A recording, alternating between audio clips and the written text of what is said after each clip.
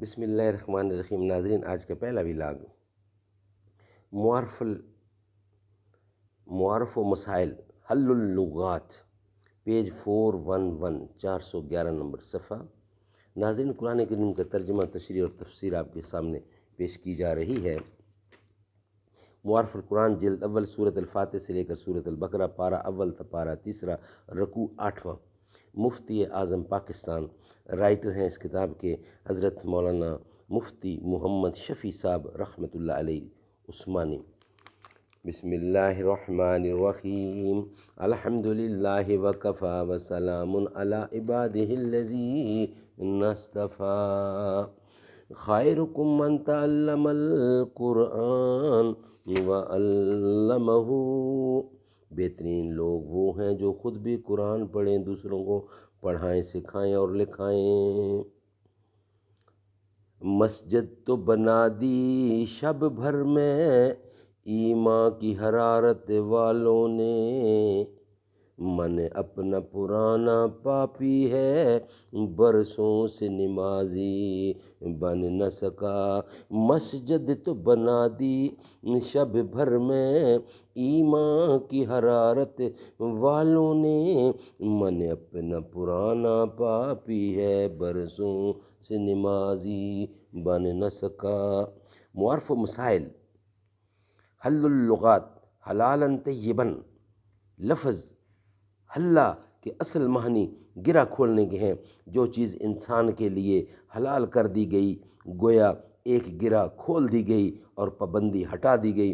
حضرت سہل بن عبداللہ فرماتے ہیں کہ نجات 3 چیزوں میں منحصر ہے: حلال کھانا، فرائض ادا کرنا اور رسول اللہ صلی اللہ علیہ وسلم کی سنت کا اتباع کرنا۔ اور لفظ طیب کے معنی ہے پاکیزہ، جس میں شرعی حلال ہونا بھی داخل ہے اور طبی مرغوب ہونا بھی۔ خطواتی خطو کی جمع ہے، یعنی اتنی مقدار کو خطوط کہتے ہیں جو دونوں قدموں کے درمیان کا فاصلہ ہے۔ خطوات الشیطان سے مراد شیطانی اعمال و افعال۔ السوء والفحشاء، سوء وہ چیز جس کو دیکھ کر عقل مند شریف آدمی کو دکھ ہو، فحشاء بے حیائی کا کام۔ بعض حضرات نے فرمایا کہ اس جگہ سوء سے مراد مطلق معصیت اور فحشاء سے مراد کبیرہ گناہ ہے۔ انما یأمرکم، شیطان کے امر اور حکم کرنے سے مراد دل میں وسوسہ ڈالنا ہے، جیسا حضرت عبداللہ بن مسعود کی حدیث میں ہے کہ رسول اللہ صلی اللہ علیہ وسلم نے فرمایا کہ آدم کے بیٹے کے قلب میں، یعنی دل میں، ایک شیطانی الہام و اثر ہوتا ہے اور دوسرا فرشتہ کی طرف سے شیطانی وسوسے کا اثر یہ ہوتا ہے کہ برے کام کرنے کے فوائد اور مسالے سامنے آتی ہیں اور حق کو جھٹلانے کی راہیں کھلتی ہیں، اور الہام فرشتے کا اثر خیر اور نیکی پر انعام و فلاح کا، وحدہ اور حق کی تصدیق پر قلب کا مطمئن ہونا ہوتا ہے۔ سبحان اللہ۔ ناظرین، آج کا پہلا ولاگ ہمارا کمپلیٹ ہوا۔ انشاءاللہ دوسرے ولاگ کے ساتھ آپ سے ملاقات ہوگی۔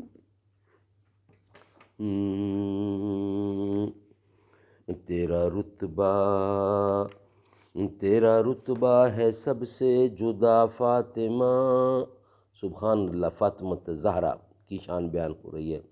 تو ہے شہزادی مصطفیٰ فاطمہ، وہ دھنی ہے مقدر کا رب کی قسم، آپ کے در کا جو ہے گدا فاطمہ۔ انتہا میری خوشیوں کی ہوگی نہ جب مجھ کو جنت میں بولیں گی جا فاطمہ، تیرا رتبہ ہے سب میں جدا فاطمہ۔